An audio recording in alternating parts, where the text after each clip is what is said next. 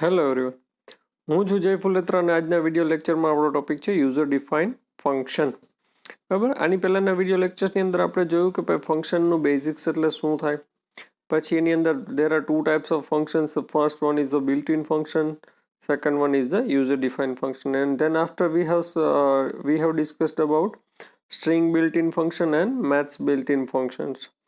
Okay, now the second part of the function, and which is most important from the exam point of view or any kind of programming language you want to learn, okay, it's that a user defined function. User defined function એટલે શું થાય?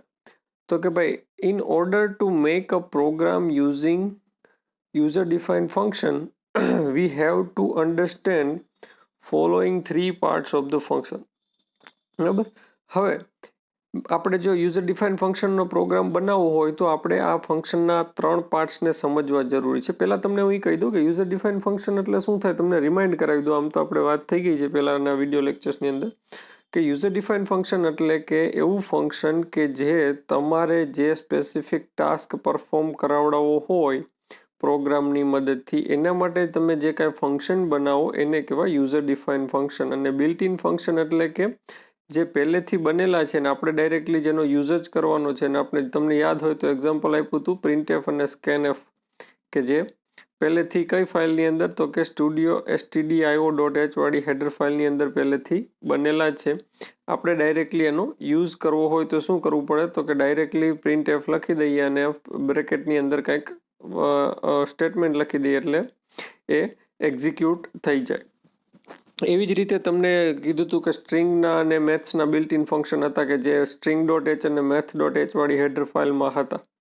તો અત્યાર સુધીના જે built in function હતા એની અંદર પહેલેથી પ્રી ડિફાઇન ફંક્શનનો આપણે યુઝ કરતા હતા. પણ હવે યુઝર ડિફાઇન ફંક્શન એટલે કે તમારે જે કાંઈ ટાઈપનો પ્રોગ્રામ બનાવવો છે, જે કાંઈ ટાઈપનો તમારે આઉટપુટ જોતું છે, એના માટે તમે જે કાંઈ ફંક્શન બનાવો એને કહેવાય યુઝર ડિફાઇન ફંક્શન. એટલે કે એ ફંક્શન એવા હશે કે જે પહેલેથી બનેલા નહીં હોય, તમારે એને બનાવવા પડશે. બરાબર, તો બનાવવા માટે અથવા તો યુઝ કરવા માટે યુઝર ડિફાઇન ફંક્શનનો તમારે આ ત્રણ ફોલોઈંગ પાર્ટ્સ છે એને અન્ડરસ્ટેન્ડિંગ હોવી જોઈએ, તો જ એ વસ્તુ તમે યુઝર ડિફાઇન ફંક્શન બનાવી શકો. બરાબર, the first one is function declaration. એટલે કે ફંક્શન કઈ રીતે ડિક્લેર કરવું. બિલ્ટ ઇન ફંક્શનમાં તો શું હતું કે આપણે ડાયરેક્ટલી યુઝ કરી લેતા, એટલે આપણે ડિક્લેરેશન પોર્શનની જરૂર જ ન પડતી, ડાયરેક્ટલી આપણે ફંક્શનને કોલ કરીને યુઝ કરી લેતા.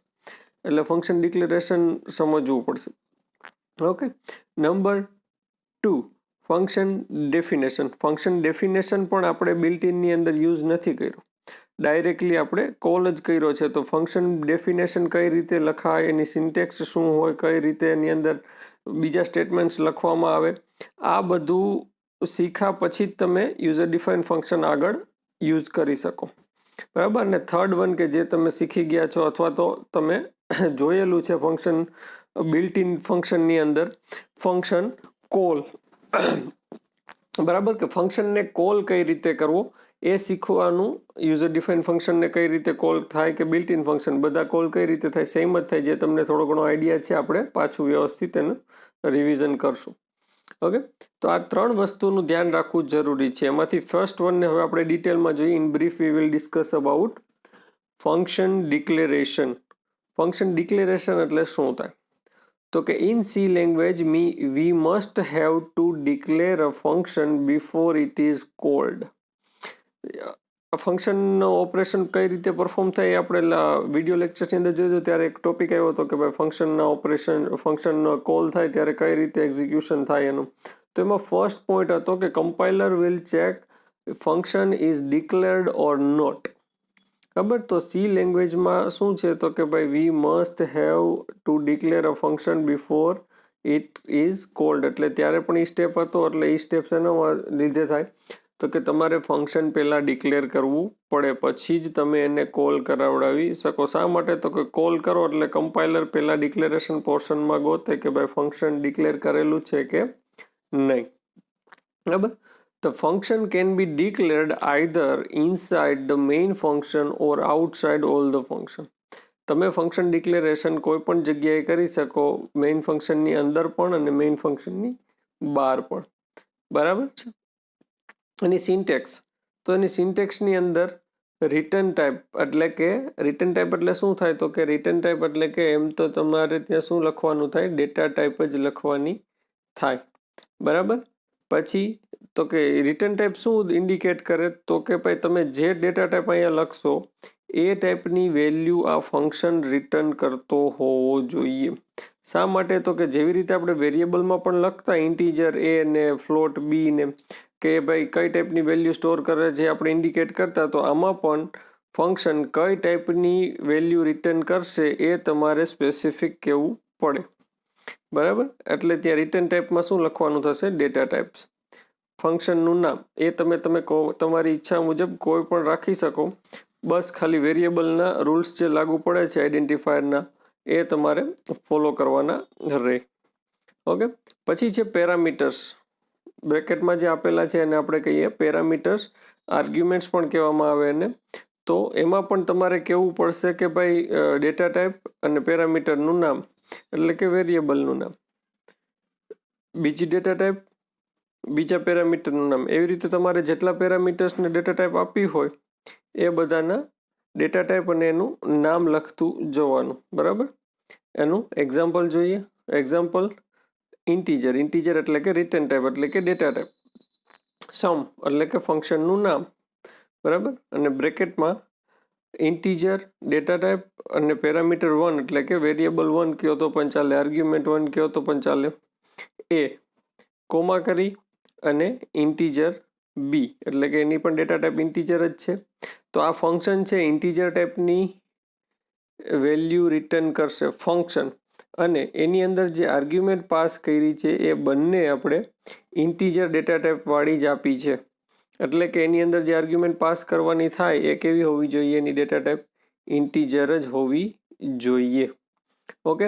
અને આપણે જ્યારે ફંક્શન ડિક્લેર કરીએ ત્યારે જે પેરામીટર્સ બનાવીએ એને કહેવામાં આવે ફોર્મલ પેરામીટર્સ. આ યાદ રાખવું જશે, આને કહેવામાં આવે ફોર્મલ પેરામીટર્સ. ઓકે. તો આ હતું ફંક્શન ડિક્લેરેશન, રિટર્ન ટાઈપ, ફંક્શનનું નામ અને બ્રેકેટની અંદર ડેટા ટાઈપ, પેરામીટર્સ 1 થી લઈને n સુધી તમે આપી શકો. બરાબર છે. નેક્સ્ટ આવે છે ફંક્શન ડેફિનેશન.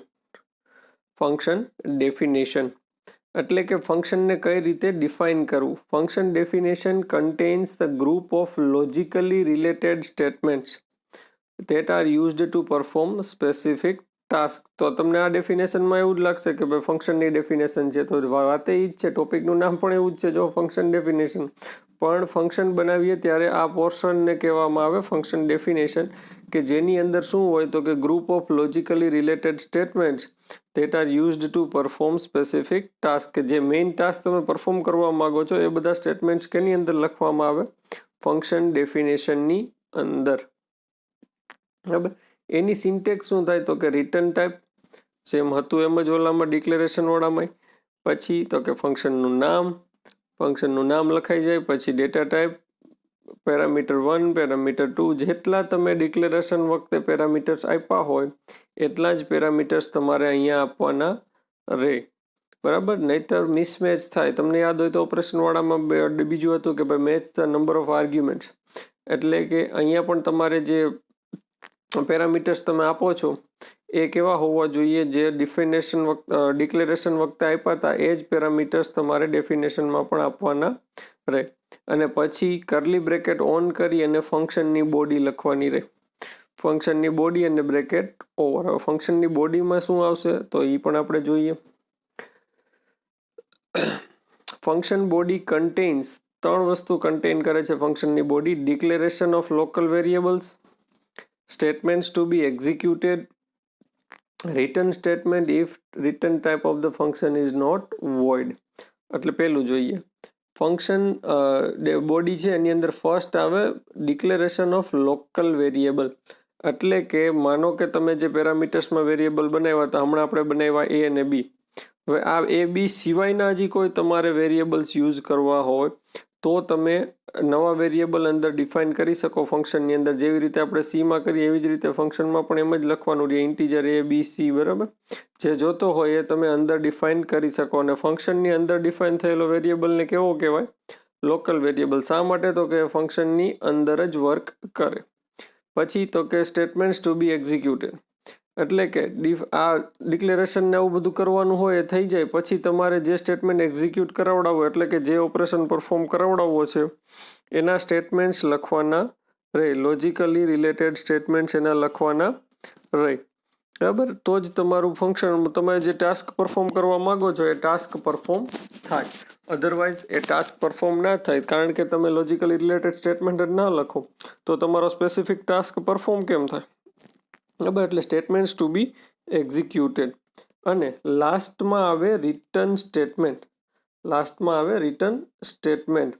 રિટર્ન સ્ટેટમેન્ટ શું છે? તો કે ભાઈ return statement is the return type of the function. એટલે કે રિટર્ન સ્ટેટમેન્ટ શું લખવાનું હોય? તો કે તમે જે ડેટા ટાઈપ ઉપર લીધી છે ફંક્શન બનાવ્યું ત્યારે એને ફંક્શન છે કંઈક વેલ્યુ રિટર્ન કરે. જો કન્ડિશન એક જ છે કે જો ફંક્શનની ડેટા ટાઈપ વોઇડ ના હોય તો, જો વોઇડ હોય તો એ કાંઈ વેલ્યુ રિટર્ન ના કરે તો રિટર્ન સ્ટેટમેન્ટ લખવાનું થાય નહીં. પણ જો એ વોઇડ સિવાયની ડેટા ટાઈપ યુઝ કરો તો રિટર્ન સ્ટેટમેન્ટ લખવું પડે, કારણ કે દરેક ડેટા ટાઈપ છે કોઈક ને કોઈક જાતની વેલ્યુ રિટર્ન કરે તો એ રિટર્ન સ્ટેટમેન્ટ ત્યારે લખવું પડે, બરાબર. કેવી રીતે લખાય એ બી જોશું આપણે. એક્ઝામ્પલ, એક ફંક્શન ડેફિનેશનનું એક્ઝામ્પલ છે. ઇન્ટીજર સમ, ઇન્ટીજર એક્સ, ઇન્ટીજર વાય. જેમ મેં કીધું તેમ કે ડિક્લેરેશનમાં જેવું લખો એવું સેમ ટુ સેમ અહીંયા લખવાનું રહે, પણ અહીંયા પાછળ સેમિકોલન આવે નહીં, જ્યારે ફંક્શન ડિક્લેરેશનમાં સેમિકોલન આવતા. કારણ કે આના પછી શું આવશે? તો કે કર્લી બ્રેકેટ ઓન, પછી તો કે લોકલ વેરિયેબલ ડિક્લેર કરવો હોય તો કોઈ આ લોકલ વેરિયેબલ ડિક્લેર કર્યો, આ નંબર 1 સ્ટેટમેન્ટ, બરાબર. પછી તો કે સ્ટેટમેન્ટ્સ ટુ બી એક્ઝિક્યુટેડ. તમારે એક હોય તો એક, બે હોય તો બે, જાજા હોય તો જાજા, પણ જે સ્ટેટમેન્ટ એક્ઝિક્યુટ કરાવવા છે એના પછી લખવાના રહે. અને લાસ્ટમાં નંબર 3 એટલે કે રિટર્ન સ્ટેટમેન્ટ. જો ઇન્ટીજર સી લીધો એક વેરિયેબલ, ઇન્ટીજર સી વેરિયેબલ લીધો અને એ શું કરશે? લોકલ વેરિયેબલ થશે. C is equal to A plus B કર્યું આપણે, બરાબર. તો એક્સ અને વાયમાં એ ને બીની વેલ્યુ આવતી હશે, બરાબર છે ને. પછી રિટર્ન સી કરી દીધો આપણે, ઓકે. અને પછી કર્લી બ્રેકેટ ઓવર થઈ જાય, બરાબર. તો આ ફંક્શન ડેફિનેશન કહેવાય. હવે function call. Once a function is declared and defined, we can call the function using the name of function and passing appropriate arguments to the function. એકવાર function declare થઈ ગયું, ડિફાઇન થઈ ગયું, પછી ફંક્શનને તમે ગમે ત્યાંથી કોલ કરી શકો એનું નામ યુઝ કરીને, અને એની સાથે સાથે તમારે એપ્રોપ્રિએટ એમાં આર્ગ્યુમેન્ટ પાસ કરવાની. એ આર્ગ્યુમેન્ટ એટલે કે જેટલા વેરિયેબલ્સ પેરામીટર્સ બનાવ્યા હોય એની વેલ્યુ પાસ કરવાની રહે, બરાબર.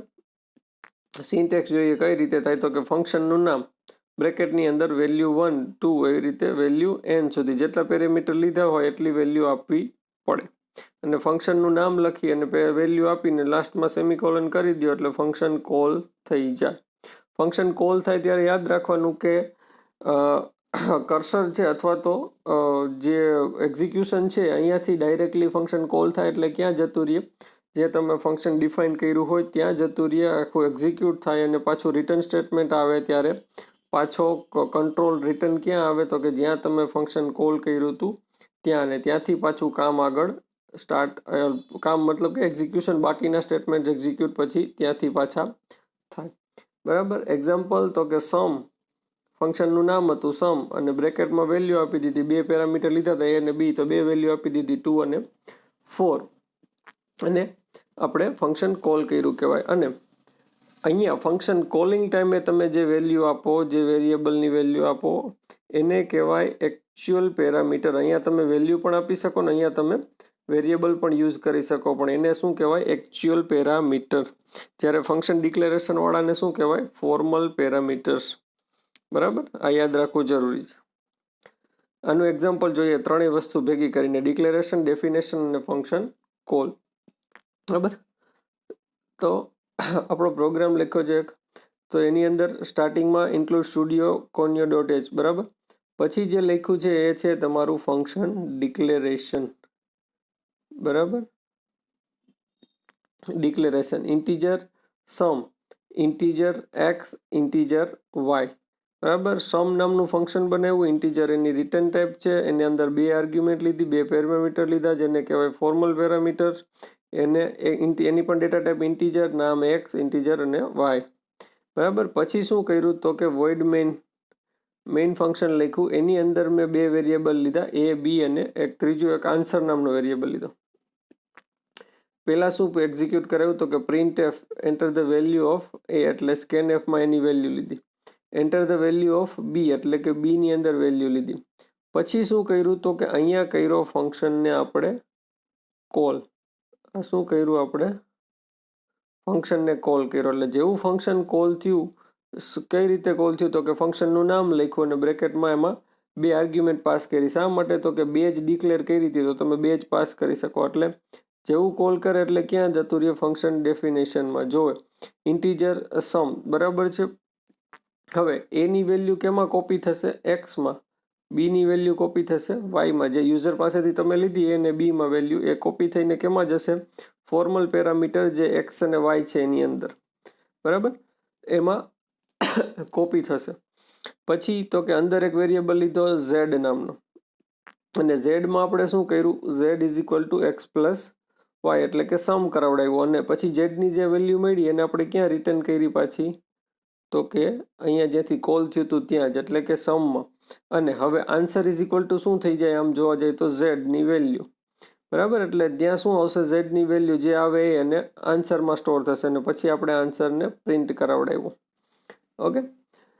હવે આનું જોઈએ આપણે કઈ રીતે એન્ટર કર્યું. તો કે પહેલા સ્ટેટમેન્ટ એક્ઝિક્યુટ થયું, enter the value of A, એટલે મેં શું એન્ટર કર્યું? એ ઇઝમાં 2, એમાં સ્ટોર થઈ ગયું. પછી enter the value of b, મેં શું એન્ટર કર્યું? 3, તો એ બીમાં સ્ટોર થઈ ગયું. પછી સમવાળું ફંક્શન કોલ થયું, એક્ઝિક્યુટ થવા માટે ફંક્શન ડેફિનેશનમાં ગયું, એક ઝેડ નામનો વેરિયેબલ બનાવ્યો છે. એક્સ અને વાયમાં એ અને બીની વેલ્યુ કોપી થઈ ગઈ. બરાબર. તો એકમાં 2 છે ને એકમાં 3 છે, એટલે કે 2 પ્લસ શું થયું? 3 થયું. ઝેડ ઇઝ ઇક્વલ ટુ 5 આવ્યું. એટલે ઝેડ ઇઝ ઇક્વલ ટુ 5. ઝેડને રિટર્ન કર્યું, પાછું ફંક્શન ડિફાઇન કર્યું હતું ત્યાં. બરાબર.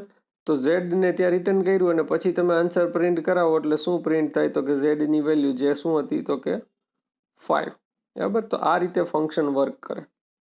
એનું એક એક્ઝામ્પલ હતું. હવે રિટર્ન સ્ટેટમેન્ટને લઈને થોડું ઘણું છે આપણે જોઈ લઈએ. તો કે રિટર્ન સ્ટેટમેન્ટ શું છે? તો કે return statement terminate the execution of the function. Return statement જેવું મળે ફંક્શન ડેફિનેશનમાં એટલે ફંક્શનનું એક્ઝિક્યુશન સ્ટોપ થઈ જાય, એટલે કે પૂરું કરી દેવામાં આવે અને ત્યાંથી વેલ્યુ રિટર્ન કરી દેવામાં આવે. ક્યાં? તો કે રિટર્ન કરે control to the calling function. ત્યાંથી ફંક્શન કોલ થયું હોય ત્યાં જ એને પાછું કંટ્રોલને રિટર્ન કરી દે. બરાબર. It can also return a value to the calling function. ખાલી કંટ્રોલ પણ રિટર્ન કરી શકે અને વેલ્યુ પણ રિટર્ન કરી શકે, જે હમણાં આપણે જોયું કે ઝેડને વેલ્યુ આપણે રિટર્ન કરાવડાવી હતી. Function definition must contain return statement if return type is not void. જે આપણે પહેલાં પણ કીધું હતું કે ફંક્શન ડેફિનેશનમાં રિટર્ન સ્ટેટમેન્ટ હોવું જોઈએ જો એની ડેટા ટાઈપ વોઇડ હોય નહીં તો. વોઇડ હોય તો રિટર્ન સ્ટેટમેન્ટ ના લખો તો ચાલે, કારણ કે વોઇડ છે એવી ડેટા ટાઈપ છે કે જે કાંઈ રિટર્ન કરતું નથી. બરાબર. ખાલી તમે આ રીતે રિટર્ન લખો તો it does not return any value, તો એ કઈ જાતની વેલ્યુ રિટર્ન કરતું નથી. નંબર 2, જો રિટર્ન ઇઝ એક્સ લખો તો it will return value of x. અને આ બધું ક્યાં રિટર્ન થશે? જ્યાંથી કોલ થયું હોય ત્યાં. તો it will return the value of x. પછી તમે આવી રીતે પણ લખી શકો, રિટર્ન એક્સ મલ્ટીપ્લાય વાય. બ્રેકેટની અંદર એક એક્સપ્રેશન લખ્યું છે એક્સ મલ્ટીપ્લાય વાય. તો it will return the result of the expression. માનો કે એક્સની વેલ્યુ 2 હોય ને વાયની વેલ્યુ 3 હોય તો રિટર્ન શું કરશે? 6. અને ક્યાં રિટર્ન કરશે? જ્યાંથી ફંક્શન કોલ થયું હોય ત્યાં. બરાબર. પછી રિટર્ન બ્રેકેટની અંદર $x.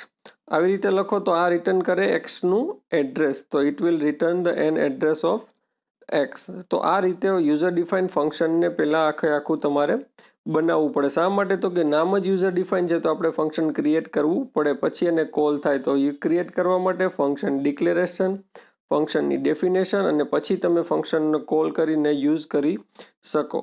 બરાબર. અને એની સાથે સાથે રિટર્ન સ્ટેટમેન્ટ કઈ રીતે વપરાય એ પણ આપણે એક્ઝામ્પલ થ્રુ